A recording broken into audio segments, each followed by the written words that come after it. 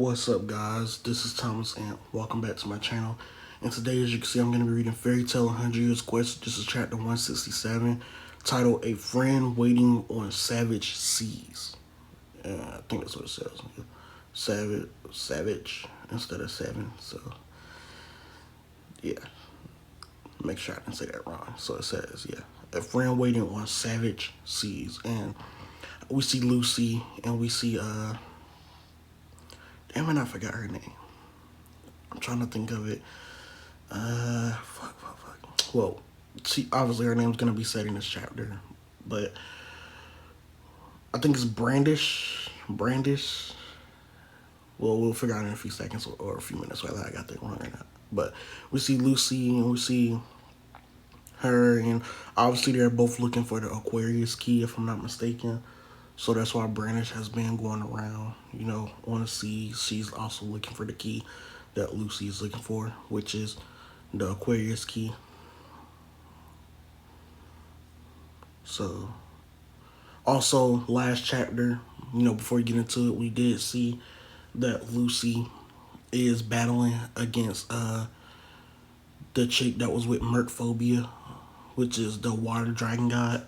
She's battling against her, and now we know that everybody that's, under the dragon gods or believe in the dragon gods, they have dragon powers or whatever, or they have powers, similar to the dragon that they're, pretty much under. And this is all because of what Ignia, I think I said his name right. This is all because of what Ignia, I forgot how his name is pronounced. Him and his father got similar names, but this is all because of what he did. And by getting rid, I think, of the lacrima that Dogramag had that was keeping them from unleashing their full power, which he claims is how Natsu and Fairy Tail was able to get past all the obstacles, because they got past it pretty easily without the actual dragon gods fighting back, or fighting, fair and square hard against them. So we see Brandish, she comes in to save Lucy. She kicks, I forgot this chick's name. I'm not even going to try to pronounce her name. Forgot her name. So, I did get her name right here. So Lucy, she yells out Brandish. We see Brandish, she's in there with the mask and everything. So, the other chick comes back with the attack, and it looks like she misses. So she says, Command T. Okay. So Lucy says, you blocked it by enlarging the coral. So Brandish goes in for a punch. So she enlarged her arm. She enlarged her arm and her fist right here, and she punches her out of the water. Okay. So we see Lucy, she's saying thanks. Brandish looks at her with the side eye. She says, when our bodies got switched, was that your fault? No, that was an opponent's magic. Well, I guess it's cool. I had fun. Oh, yeah, I know what she's talking about. Oh, plus we get a little flashback here, too. So, yeah, Brandish was messing around in Lucy's body. So, why are you here? Don't you sense it? Okay. That giant lacrima, the one that's turning the townspeople into dragons. So they're looking at the lacrima. The key is there. Okay, so the key is there. That's why she's here. All right. Aquarius's key. I follow its magic. So they both ended up where they wanted to end up anyway, which is where Aquarius's key was. All right. What's it doing here? No idea. Aquarius. So we see Lucy. She's tearing up. She obviously missed Aquarius. This OG A Fairy Tale series literally started with her and Aquarius shenanigans or whatever. So, like, this is pretty much an emotional moment for not just Lucy, but the readers as well. So she's swimming for the key, and Brandish blocks her. Obviously, Brandish is there for that key too. Sorry, but this is the one thing I can't let you have. Aquarius belongs to my mother. She's not yours. She's not a possession. Aquarius is my friend. So we see a dragon swimming around the lacrima. What's that? The water dragon god Mercphobia. Okay, so they're right there with Mercphobia. A dragon. Where's the pink haired dragon slayer who's always with you? And the fluffy cat. They've got their own mission. Even my magic won't work on a dragon. He should calm down if we destroy that giant lacrima. That'll be a hassle, but it's doable. So they're gonna try to destroy the lacrima themselves. And we obviously see right here that Brandish is saying that even her magic can't work on a dragon.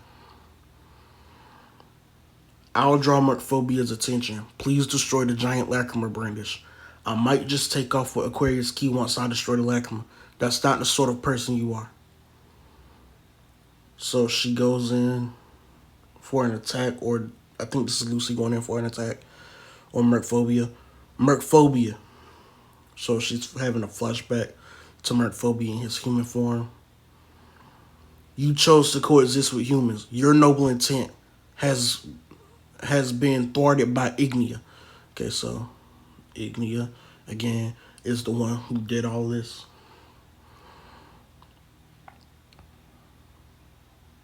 Okay, so looks like she got thrown out of the water by Mercphobia, and he's going up to like swallow her.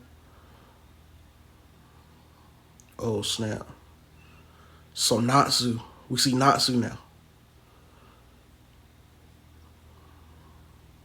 Okay, so back to fighting this white dude, man. Like I don't even care.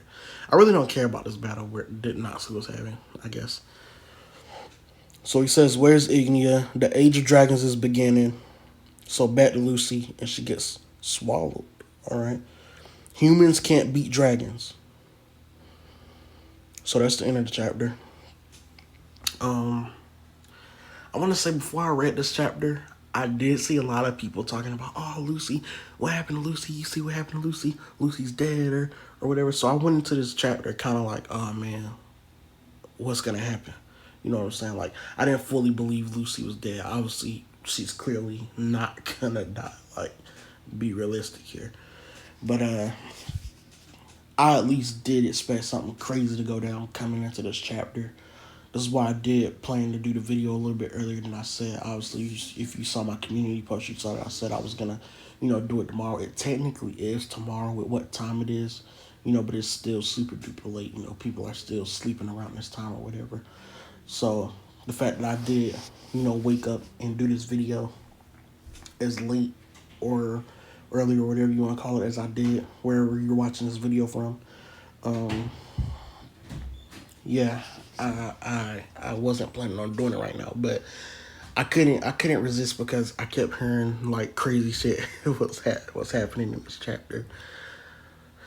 But uh, this was a pretty weak chapter. I wouldn't say it was nothing crazy. Obviously, we got Brandish obviously explaining why she's there, which is not what I expected. I didn't expect her to be there because she felt something from the lacrima, which was Aquarius's key. I expected her to just be there because obviously she's selling the seas, and I expected her to just be there on her own because for whatever reason she was there. They kept running into her anyway. You know what I'm saying? So the fact that she was there because she felt Aquarius's key. You know what I'm saying? I didn't like her uh, saying that you can't have this key because it was my mother's key or whatever. I didn't really like that because obviously, I mean, come on, at this point, dog, like you would have thought she would have, you know, kind of changed from, that type of person. You know what I'm saying? That was doing things like that for that reason or whatever. But at the same time, it's like I kind of get it. You want the key of the person who spent time with your mother. You know what I'm saying, or whatever. Possibly learn whatever else she want to learn about her mom, or be closer to the person that was, you know, with her mom or whatever. So I kind of understand that, but at the same time, Lucy has a right to also want that key, and obviously from a viewer standpoint, I do want Lucy to get the key back. But I'm surprised we're already here, where she's obviously gonna get the Aquarius key, because it makes me feel like we're close to the end of the series, and I really don't want Fairy Tail to end, you know, so soon. You know what I'm saying? Maybe other people are different, because I do know Mashima has the Dead Rock series, and maybe people want him to focus on that. But for me, the only Mashima series I'm reading right now, because Eden Zero is over, is Fairy Tail, and I'll rather that stay for a pretty while. Um, Other than that, again, this was a really short chapter. Um, I expected more out of this chapter, to be honest with you. So you can't blame me for being a little disappointed. But I'm not. I'm not mad enough to say, "Oh, this chapter sucked." I mean, with less expectation. If I was to come into this with less expectation, I'd probably give this chapter somewhere around 8. To be honest with you, because it was a pretty decent chapter. I mean, short but decent. Let's be real. And that ending moment right there. Oh yeah. For someone that's not used to Fairy Tail, that ending moment right there was scared of crap out of them. So I'll probably give it an 8 out of 10 if I was coming into this with less suspicion, because I know Fairy Tail, I know how it works, I know how that story works, I know she'll be fine.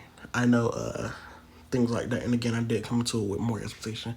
I'm gonna give it probably like a 6, which isn't bad in my rankings. It's probably just a 6 is probably bad in other people's rankings, but in my rankings, a 6 is pretty damn high. If I really hated something, I'd probably give it somewhere between 1 to like a 4 or something, or 1 to 3 or something. Like that's if I hated something, or I felt like it was really bad. But yeah. Um, Stay tuned for the next video I do in the morning or whatever, which will be Four Nights of the Apocalypse. That chapter, which I'm ready to read. I did see leaks for it. I'm really ready for that chapter. And yeah, like, comment, subscribe. This has been Thomas Ant. Thanks for watching, and I'll see you in the next one.